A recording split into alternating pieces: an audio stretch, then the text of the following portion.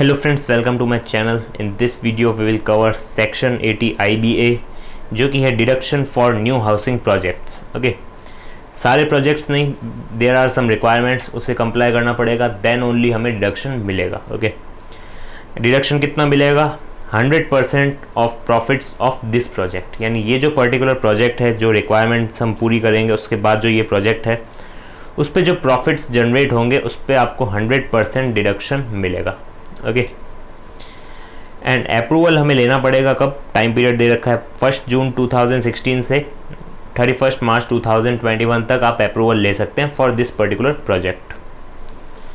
And construction जैसे ही आप approval लेंगे उसके जस्ट 5 ईयर्स के अंदर अंदर जो कंस्ट्रक्शन है वो कंप्लीट हो जाना चाहिए. ओके, इफ़ कंस्ट्रक्शन कंप्लीट नहीं होता है एंड कंस्ट्रक्शन ज़्यादा टाइम लग जाता है, 5 साल से ज़्यादा, देन आपको डिडक्शन नहीं मिलेगा.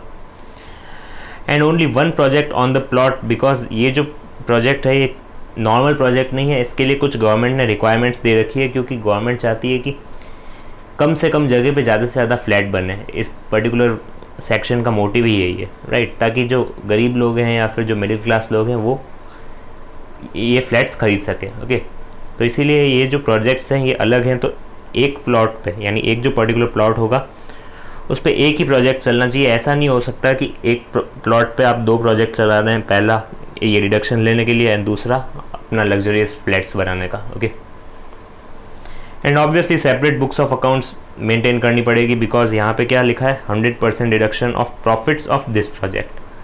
तो इस प्रोजेक्ट का प्रॉफिट ही कैसे पता चलेगा? जब हम बुक्स ऑफ अकाउंट्स मेंटेन करेंगे, राइट. नेक्स्ट इज अब रिक्वायरमेंट्स की बात करते हैं. रिक्वायरमेंट्स 2 कैटेगरी में है. पहला ये सारी लोकेशंस जो कि मेनली मेट्रो सिटीज़ वगैरह है, एंड अदर जो है अदर प्लेसेस. ओके, इनके अलावा जो भी लोकेशन है वो अदर प्लेसेस में आ जाएगा. अब सबसे पहले लोकेशन ये जो है मेट्रो सिटीज़ वगैरह, इनमें प्लॉट साइज़ होनी चाहिए minimum 1000 square metre. Other places में प्लॉट साइज़ होनी चाहिए minimum 2000 square metre.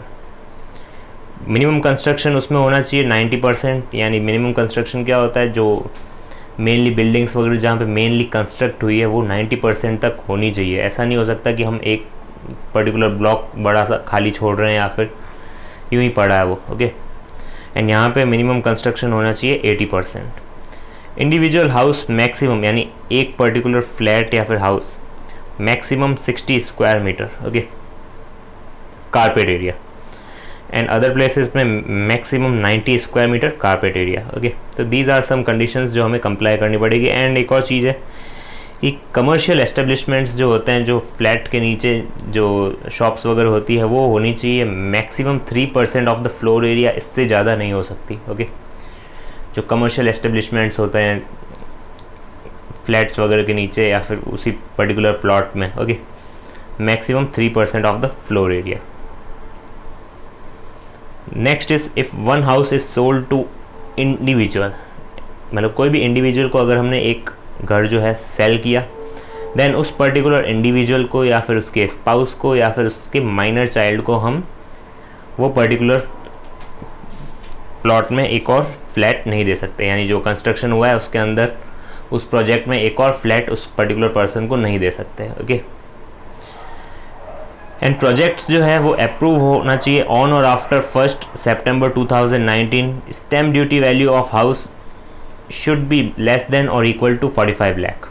Okay, because जो मैंने कहा था कि मिडिल क्लास लोग एंड जो लोअर मिडिल क्लास लोग होते हैं उनको कवर करने की कोशिश की गई है इस पर्टिकुलर सेक्शन में. तो दिस इज़ सेक्शन 80 IBA.